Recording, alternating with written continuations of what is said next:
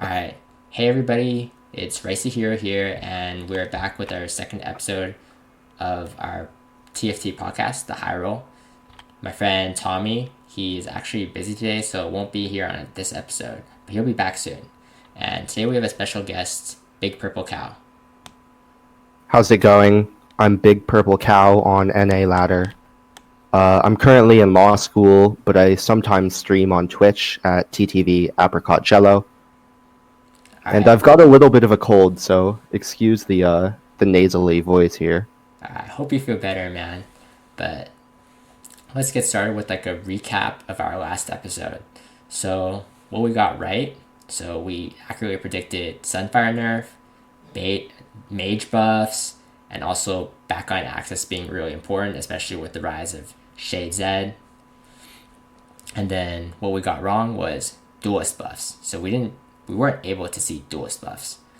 And finally, uh, what would we like to see more, right? So for me personally, I would like to see a Kayn nerf, and a streamer I was watching, Kiyun, also wants to see Kayn nerf because it's been one of the strongest legendaries so far ever since Sett got nerfed, and a lot. Even though all like Lee Sin, Yone, they all got buffed, I still think Kayn's the strongest. What are your thoughts, Cal? I definitely agree, especially in stronger lobbies where you have a lot of very strong boards late game, and everyone is kind of equal in health. It often comes down to who can get Kayn, or who with Nikos can get Kayn first. Yeah, Um, Kayn's.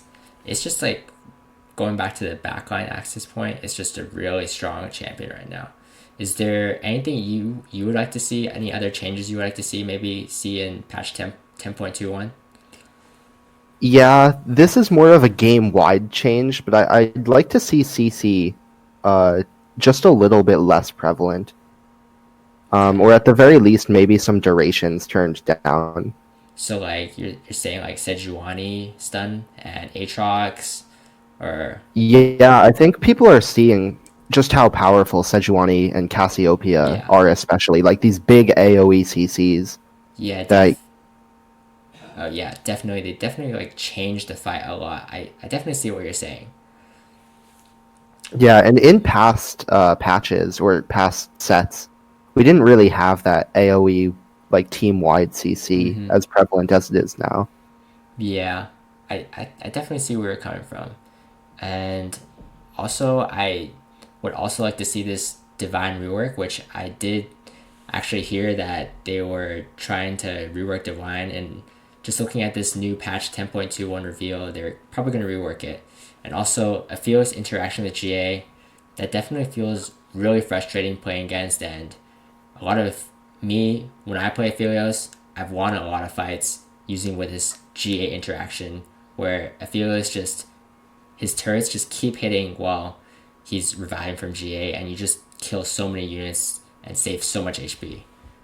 Do you think so too? Yeah, yeah, it feels so bad to die when your units can't even defend themselves. Like the worst part Yeah, is Riven won't cast, so she won't get a shield while he's in GA animation. yeah. Also, when Sett like he can never Sett's like comes back from doing his sit ups and he comes to dunk Aphelios, but he just gets nuked down by all the turrets because he's the last one to die. Yeah, it's funny. All right, moving But on. oh, sorry, I was just gonna say Oh real yeah, quick. go I ahead. think if they take out the Aphelios interaction with GA, Yeah, they kind of make up for it by adding the 5 moonlight trait. yeah, that's true. I also just heard about that on PB, but I feel like five moonlights gonna be really hard to hit, right? Because you need Diana 3 star, Lissandra 3 star, Aphelios 3 star, and Silas 3 star, and you would stack what like Aphelios and Diana. Yeah, it would probably feel like Woodland Oh from yeah, a couple sets ago, where you like hyper roll at level 5 or 6. Hyperol. Yeah, that's true. I feel like it'd be really hard to hit, but it would definitely pay off if you hit everything. I think it might be auto win. Like, maybe not auto win, Yeah, but like if you hit, it's gonna be strong. it could also be like a meme build, kind of Oh, like Six that's Fortune true. or something. Yeah, I feel like it'd be like pretty hard to hit reliably. But For sure. all right, let's move on to discussion on just this patch 10.20 in general.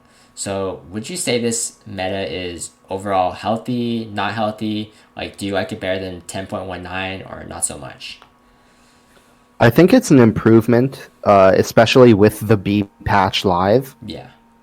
Uh, the only part that does kind of feel weird is certain uncontested comps like Zed are really really strong, but as soon as they're contested, they fall off. Um, maybe Duelist to some extent too. Yeah, no, Um, especially Aphelios, right? Like, if you get contested as that, you guys might as well just hold hands 7-8, bro. yeah. So I personally kind of like the amount of comps that are viable. What are your thoughts on the meta? I mean, I think 10.19, right? It was dominated heavily by what? Dusk Riven and Brawler Ashe. And with Yeah, 10.20, since Dusk got nerfed, you definitely don't see as much Dusk anymore. You see more Mage, Veigar carry, right? You see, I feel like or not just Moonlight, just like the Spirit comps, Shade Zed and Aphelios, they really just started, like, last patch they were like gaining in popularity, and now it's just like everybody knows they're like OP, right? But yeah. I think it's definitely healthier, but seeing all this variety of comps, but I do think I agree with the B patch. Like, Veigar was definitely a little too strong. Aphelios is definitely a little strong. Spirit still, they nerfed it a lot. They nerfed it this patch, but they nerfed it again with the B patch. So that, Yeah, it went from 90% to 80% to 70% yeah, with Force Spirit. that's a big that's a big nerf. So, and I guess like their logic is that Aphelios is Rage Blade, right? Like, it's like a lot actually. It's a big nerf because it just, you can't stack up as fast with the Rage Blade, especially with the Aphelios mana nerf as well. So like, I think they're still good, but you can't just like, as you told me the other day, you can't just int forever for Aphelios anymore, right? Yeah, because as soon as the comp comes online, it's not like an auto win against everyone else, kind of like it used to be. Yeah. All right. Um, Back to, okay, we kind of went on a tangent there, but back to the overall patch 10.20. So the Dusk Riven nerfs. So basically, Cultist was nerfed, Dusk 6 was nerfed, Riven 3 was nerfed. And I know you're a very prominent Riven player and you've played it a lot. And do these nerfs make you not play Riven as much, or like have you still found success with it, or what? I've been up and down since the Okay. patch. So some games, it feels like you can switch into it easily, and other games it feels Yeah. like you're rolling forever, and then finally when you come online, you still lose. So I think it really just depends on how strong you can play the early and mid game. Mm-hmm. Part of the power of Riven comes from the fact that you can have Jhin carry or Kayn carry. Yeah. You can have almost any items on Riven and win. So I think it's more about win streaking and keeping health high this patch, Yeah. as opposed to last patch. You could just get your Riven 2 and Jhin 2 and top 4. And do you feel like you're like, since they got nerfed, right? Do you find yourself less contested? Because I still see like maybe like one or two Riven players per lobby, because even though it got nerfed, right? Its items are just so flexible for Riven that it's like one of the comps to me that's just like one of the most forceable comps. So do you I feel agree. contested still, or like, It's definitely contested, yeah, but the good news is a lot of times people contest Riven when they roll down and miss something else, but hit like Dusk units or early Rivens. And so usually you win when it's contested by kind of waiting out the other players, mm-hmm, which you can only afford to do if you have high health and solid econ. yeah, that makes sense. All right, let's go talk about Veigar. So Mage overall got buffed a lot. There was an Annie buff, there's a Nami buff, Mage 3 buff, and I think the Annie buff, right? Annie, Nami, Mage 3, that all helps with the Mage the early game, right? Because you're usually running Annie 2, to stabilize, and now with the Annie buffs and or just the Annie 2 buff and the Mage 3 buff, you're allowed to stabilize a lot harder in the mid game, so you can reliably hit Annie 3, right? And also Veigar got buffed with its AI, so it always targets the lowest health enemy. But to compensate, they lowered the Veigar 3, but then they nerfed Veigar even more in patch 10.20b. So what has your experience been with like just playing against Veigar or like seeing it in your lobbies? So I know you play the comp Yeah, a good amount, so I kind of want to hear your thoughts on like what you do to stay strong the whole lobby, or if you just lost streak. But I think we've talked about yeah. not liking lost streaking. I mean, But I think you and your friend in your last video got it right. You predicted mages were coming up, yeah, and they kind of have two viable openers with the mage opener with Nami and Annie, or the Elderwood opener yeah, with Maokai and Hecarim. yeah, definitely. So I originally like last patch, I just wanted to play six mage because no one was playing it, but it was not the best because Annie 2 was not strong enough. But this patch, Annie 2 is definitely better, and Mage is definitely a lot stronger. And Veigar, honestly, if you get even with the 10.20b, like the B nerfs, even though it got nerfed more, as long as you stack it on early, it can still snowball really, really far into the game. It's a solid comp still. And yeah, the Elderwood variant too. I've also had success with that. I didn't try it out that much until this patch, but it's definitely really strong. I know a streamer, Kurumex, he thinks Elderwoods, like just any variation of Elderwood, is the strongest comp in the game, especially 9 Elderwood. It's just, because the thing is, Elderwood, right? It's the only other way to get magic resistance, right? Other than Mystic. So it's like a late game, just like meat shield. Yeah, it is really so much free stats. And it gives them 2-year carries too, which helps protect Yeah, them against that backline, like Kane attack. yeah. So your Veigar just like, especially with the Gunblade, all you need is what, blue buff Gunblade. I know people like Hodge a lot, third item, but QSS is also good, and you can just snowball, especially with the early lead. I think you need a win streak with that though. Personally, with Mage, I don't like lose streaking because I don't ever like being at the point in which you have to just like all in and you're just donkey rolling, praying for a Veigar 3 as your only out. I'd rather be 50. I mean, I guess anyone would rather be like 50 gold, just like slow rolling at level 7 or 8, trying to hit that 3-star. For sure. And do you think hitting Veigar off of the first round of minions is enough to consider committing to that comp? Or do you think you need a little bit more than that? It really depends on your opener, but I think like if you have, like, let's say you have a blue buff, then I would definitely do it. But or a gunblade, a blue buff or gunblade, I think I would definitely start going for it. But a lot of the times, it's like a lot of the Veigar games I've had is just I'm just like don't have a chosen yet, right? And then I just hit a chosen Veigar and I'm like, alright, I guess I'm playing Veigar this game. Because chosen Veigar is really strong. I don't know if I answered your question, but No, you did. That makes sense. I'm just trying to think of, yeah, I never really play mages. yeah. So what do I see in the early game that makes me want to, go down that mage path? I mean, it's a lot with the first carousel too, because like sometimes I'm like, I if like all I'm left is just like, all right, tier start. Like if I tier start, I'm generally like thinking I want to play mages, right? So if I see it early Veigar, I'm like, I got that tier, I might as well go it, you know. But it's really dependent, honestly. But if you, yeah, that's all I can say. No, that makes sense. Um, Yeah. All right. I know we touched on this a little before with the Aphelios, but Spirit got nerfed a lot, and I think we've both played our fair share of Aphelios games and Shade Z games.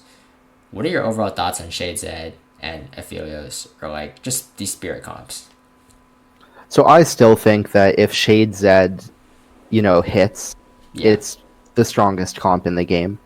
Um, it's the only team composition I think currently Yeah. that can snowball from level 5.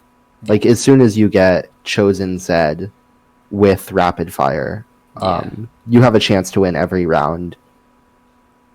Yeah. It's really positioning dependent still. Mm-hmm. You want to get your Z usually stacking his like third attack damage boost Yeah. against enemy AD carries. So you just want to make sure you're draining AD from the right targets. Yeah. But I think you agree with me that just having that Z and the 4 spirit online, it's tough to beat at level 7.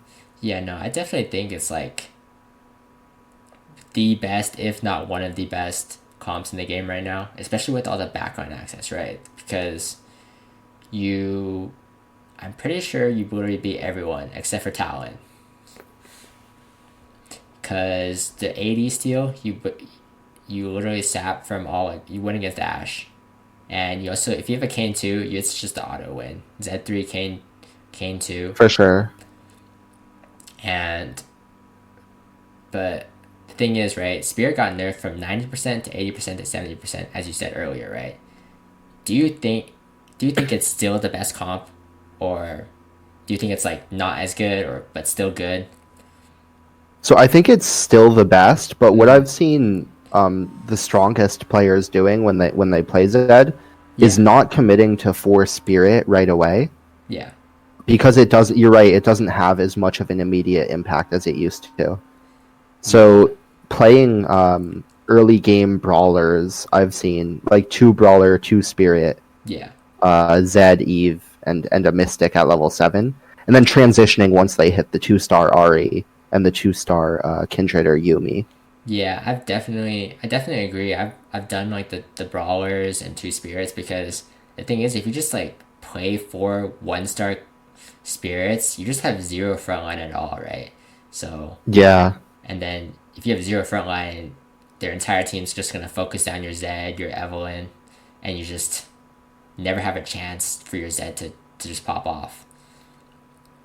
But yeah, overall, I think Zed definitely like a really strong comp still, but like like Cal said earlier, like I think having this chosen Zed is really important. I'll only go for chosen Zed or Zed carry if I happen to have like one bow, see a Zed chosen pretty early on, right? Because in my opinion, it's a hard comp to force. You can't just pray and roll and just pray you hit a chosen Zed, right? for sure. And if you don't have enough bows, you're also doomed. Yeah, So you can't even hit your chosen Zed and have like a strong win streaking comp if that means you don't have carousel priority and can't get bows. yeah. So overall, it's just, in my opinion, not the most forceful comp, but if I get the right opportunity, if I see all the stars align, I'm gonna go for it, dude.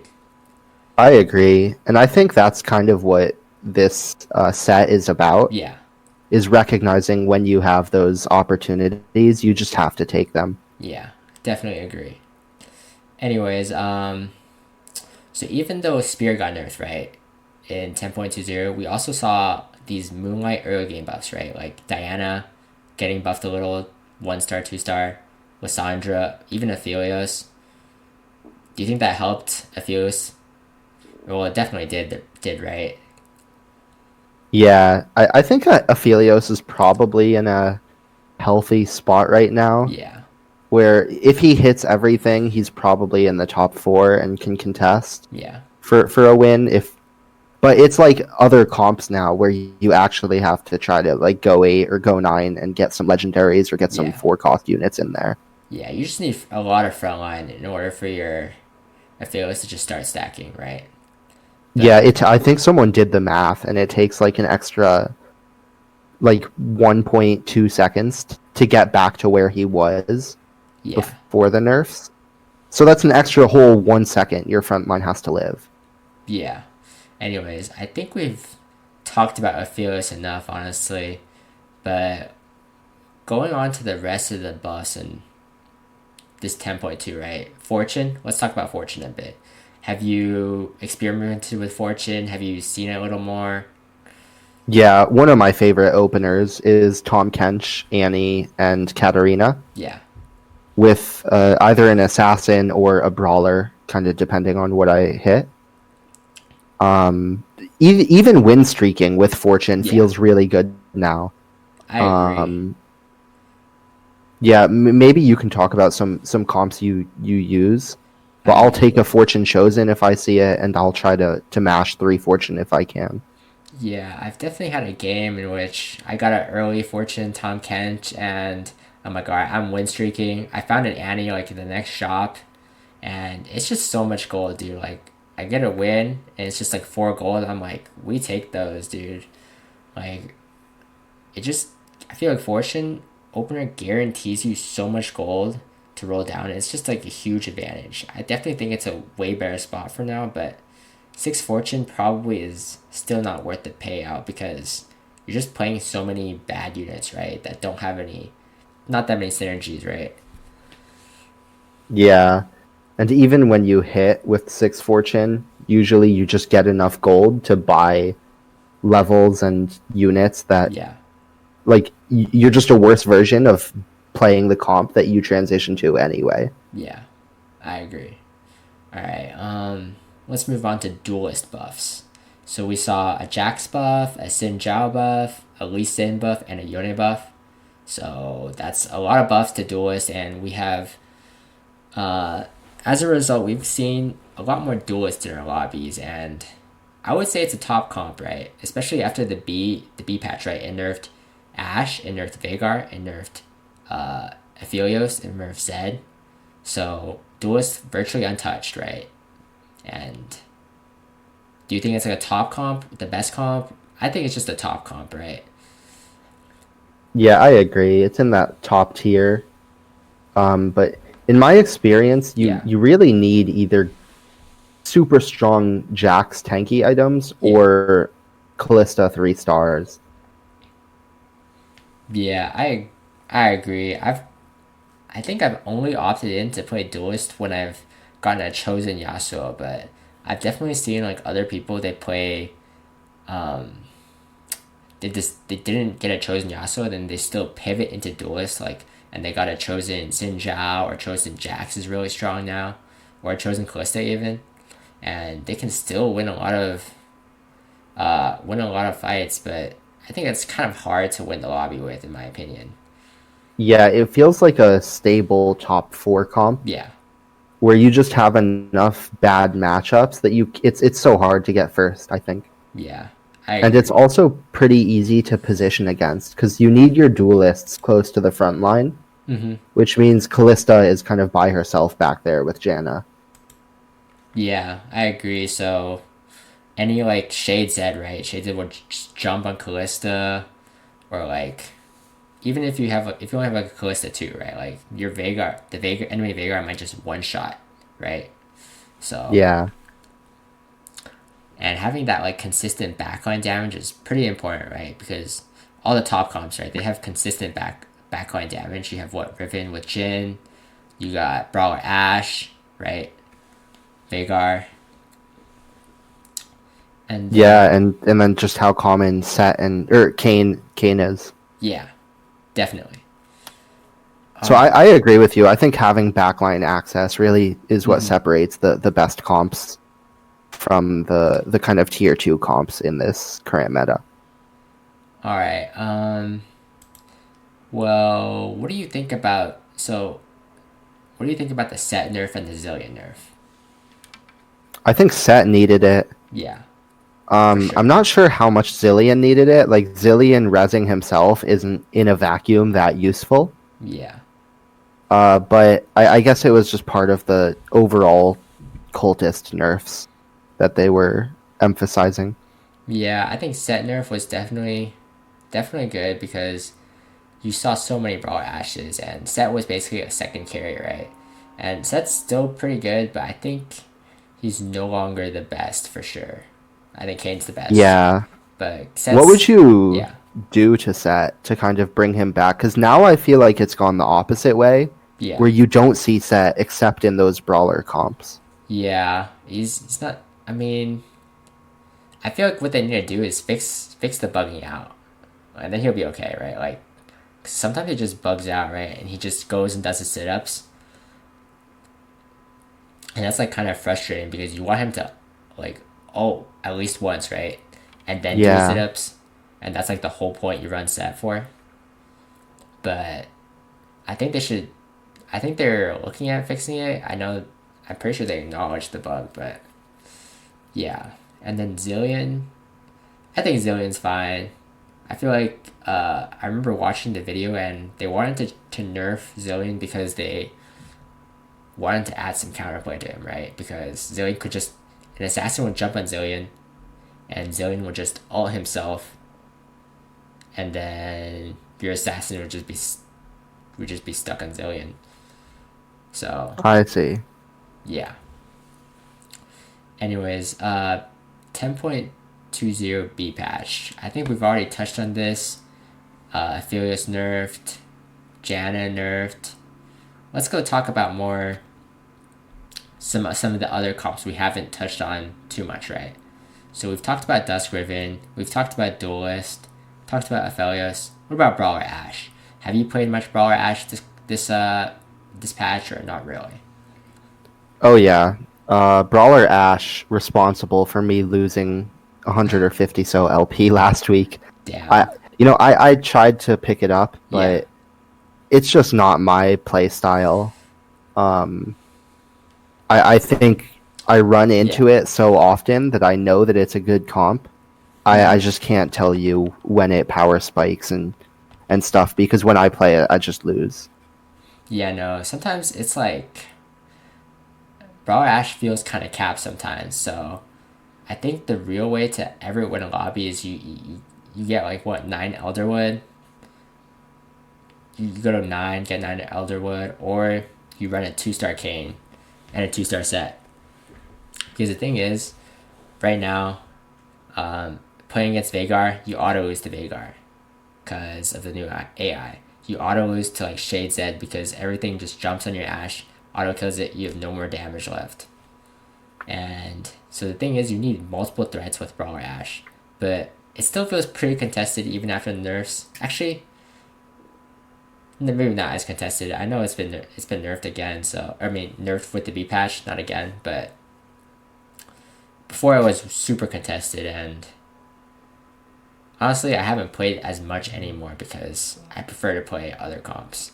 But Yeah. it's Do you like, think yeah, Sorry, I was gonna say, do you think part of the problem with Brawler Ashe is just other comps use their units? So you have the mage players are looking for the brawlers and the Elderwood sometimes. yeah. Not really. I mean, I feel like it's just not as strong right now because it just gets capped quickly in my opinion. Because all these reroll comps, well, at least this was before the 10.2 beat, but like all the reroll comps, they would just you would hit your Brawler Ashe, right? Your 2-star Ashe, 2-star brawlers, everything, and you just lose. But I think if you have a really good opener for Ashe, it's definitely still a good comp. Honestly, I think I might be rambling here, but yeah, Yeah, I think we're both kind of in agreement here that Brawler Ashe, it can be good, yeah, but it's just I guess tough to force and really expect a lot of wins. yeah. Especially when I guess like the thing is, it's like a pretty straightforward comp to play, right? You just get brawlers, you get Ashe, so a lot of people can play it pretty easily, in my opinion. Um, but if it's just contested, it's just really hard to play because you never get an Ashe. If you hear 1-star Ashe, it's just rough. Yeah. And I think it really does require having a good item holder for Ashe. Yeah. So if you like don't get chosen Kindred or chosen Aphelios or something, you just don't have a great carry until you're online. Yeah, maybe it's just like I haven't had a lot of success with Ashe, right? Or that's for me at least. Like I've had some firsts, but I've also had some bad games with her too. So I mean, we'll see Yeah, how it plays out. Honestly, like I don't think it. yeah, I don't think it's gonna be as strong next patch though. Just my thoughts for sure. I think so. And part of the reason, if you Yeah, want to move on and talk about the next comp, yeah, is I think Ahri is so strong against yeah, Ashe specifically too. yeah. Vanguard Mystic Ahri. It's like also one of the comps that have been untouched by the nerfs, right? So since everything else got nerfed and Vanguard Mystic unchanged, Sejuani didn't get changed, Ahri didn't get nerfed, which makes it a pretty strong comp, right? Because you just have what double Drogon, Ahri, GA, one shots the entire backline. Yeah, and Sejuani, I think, is the Yeah, unsung hero of that team, keeping everyone CC'd. yeah, Um, definitely. and one of the worst feelings is if you don't have QSS on your carry, Mm-hmm. getting Aatrox pulled into Sejuani stun into Ahri bomb. Yeah, then it's just your fight's just doomed right there. But speaking back to it, I think one good counter to Vanguard Mystic Art is just back on axis, right? If you're able to, or even just the Aatrox, right? Because usually they don't run QSS on Ahri. Maybe you can Aatrox the Ahri, or maybe you can just assassinate the Ahri with like a cane, and just basically kill her before she casts. And they literally have the comp literally has no more DPS to beat your team. Yeah, and I think that's what's holding Ahri back from, being a top tier comp. Yeah, but Is I mean, no, go ahead. I was just going to talk about the backline access, but yeah, go ahead. no, I was just saying. I think it's a top tier comp, but I think it's like there's enough counterplay to it, right? That doesn't make it like oppressive, right? Yeah, that's a good way of putting it. Yeah, yeah. Sorry, what were you gonna say beforehand? Oh, I was just saying, I think Ahri is one of the most positioning dependent comps, Yeah, both in terms of how you position with Ahri and how you position against her. yeah, definitely. It definitely adds like a new element of strategy to the game where you're just trying to mind game your opponent, and yeah, I think TFT is better like that.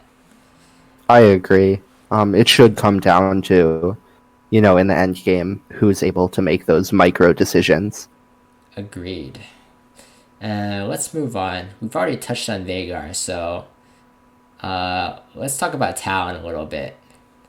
I know you're a beast with this comp, so why don't you start off by talking about its strengths and weaknesses? I mean, I did have like a pretty good score on with him, but my last game was actually eighth place with him.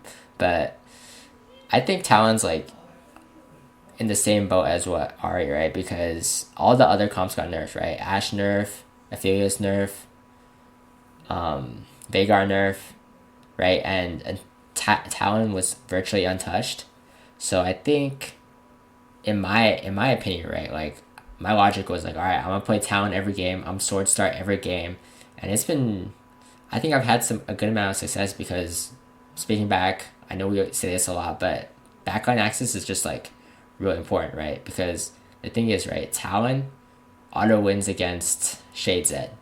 I heard this from Q in stream, but he auto wins against Shade Zed because Talon always jumps to the highest DPS target. And a lot of the times, Zed's doing the most DPS. So Talon just kills their backline, and then jumps to Shade Zed and just kills him.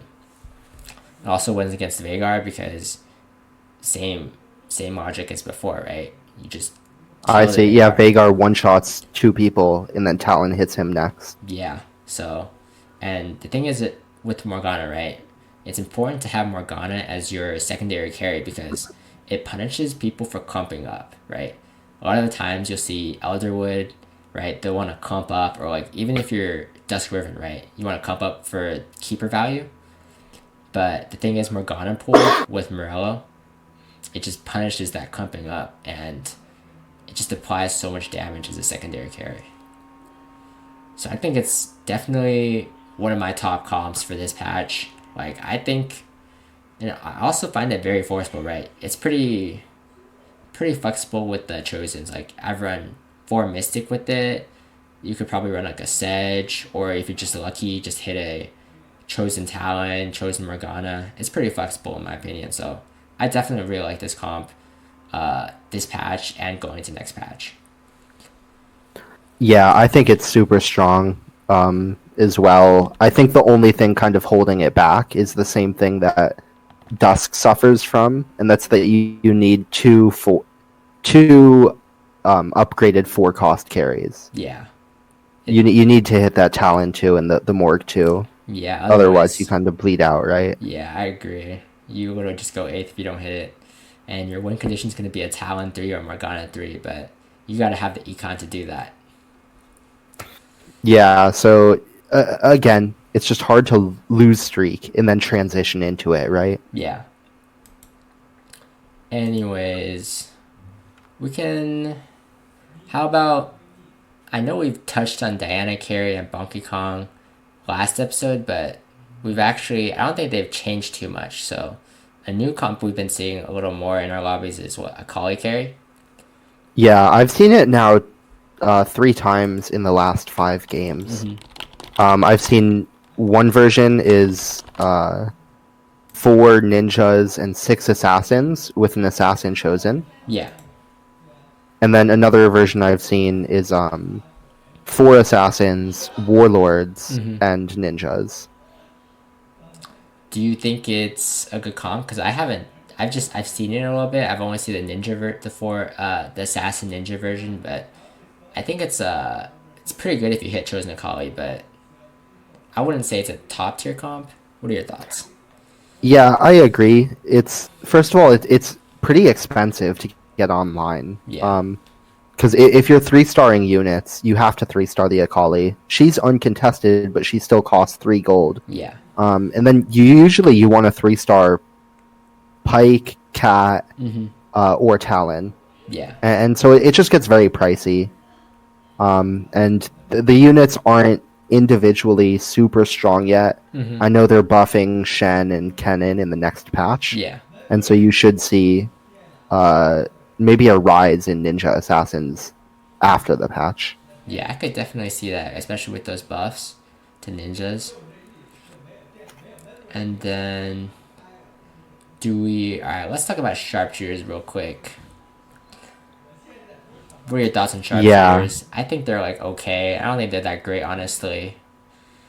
I think people are starting to put them on the rise again. Yeah. Because of the power of Jhin as that secondary carry. But I do agree. They're, the whole theme of this episode has been backline access. Yeah. They just get stomped on by Zed, by Kayn. Yeah. I think maybe if Jinx starts to go Trap Claw instead of QSS, they have a better chance against Kayn, but then she's more susceptible to CC. So it's really a tough comp to pull off perfectly. Yeah, honestly, I would only ever go Sharpshooters if I get a Sharpshooter chosen early. I have really good Jinx items and probably like a Jinx from my box, like so that I can win streak with. But other than that, I'm literally never going this comp, man. Yeah, it just to me requires the stars to align, and even when it does, you're kind of usually in a position of praying you 3-star Jinx. Yeah, agree. And then... But I think we've talked about really all the relevant meta comps. Yeah, that's all pretty much the comps. So we'll move on to a little more about items, right? So one of the points I wanted to talk about on this podcast is Jewel Gauntlet versus Deathcap, right? Because last set, right, Deathcap was actually a good item. And this set, you see people prioritize Jewel Gauntlet every time over Deathcap, right? Because what do you think? What do you think that? I think it's just so valuable to one-shot a unit, and so there's a big difference if Deathcap every time gets them to 80% Mm-hmm. versus or does 80% of their health versus Jeweled Gauntlet, 75% of the time killing them and the other 25% not. Yeah, I agree. It's just the burst damage right now feels a lot more valuable than the death cap, right? Because last set, right, they did not make the death cap changes yet, so it would scale with how much AP you got, right? Like, so Sorks used death cap extremely well, but now death cap, it just applies a flat amount of AP, right? So it's just more consistent damage, but now there's not really what, like a niche that death, there's no, you know what I'm saying? Like, there's no comp that really just like uses death cap over Jewel Gauntlet better, right? Yeah, I only make Deathcap if I have too many rods and I need my gloves for QSS or something. Yeah. I do think there's a argument when you have like belt, two rods, and a brawler's gloves Mm-hmm. as to whether you'd make Thieves Gauntlet or slam the Rabadon, and slam the Trap Claw. Yeah. I mean, I think it's not a bad item for sure, but it's just a lot of the times I'd just rather have Jewel Gauntlet over Deathcap, right? Yeah, I agree. And then another item debate I got is QSS versus Trapclaw, right? So right now with the emergence of Veigar, Kayn, even Ahri, right? Trapclaw is superior than QSS because last patch, right? The best the accepted best install items for Ashe were Giant Slayer, Rageblade, QSS, right? But now it might be Giant Slayer, Rageblade, Trapclaw, right? Because otherwise just auto lose to Veigar. Yeah, Veigar and Kayn. I think the worst part is having QSS on a carry and then getting one shotted, Yeah. and it's like the QSS did nothing for them. Yeah. So right now I actually believe that you actually have to use your brain more and look at your lobby, right? Scout your lobby. If you see a lot more Aatrox, right, you're probably going QSS. If there's like 3 Riven players, you're probably going QSS.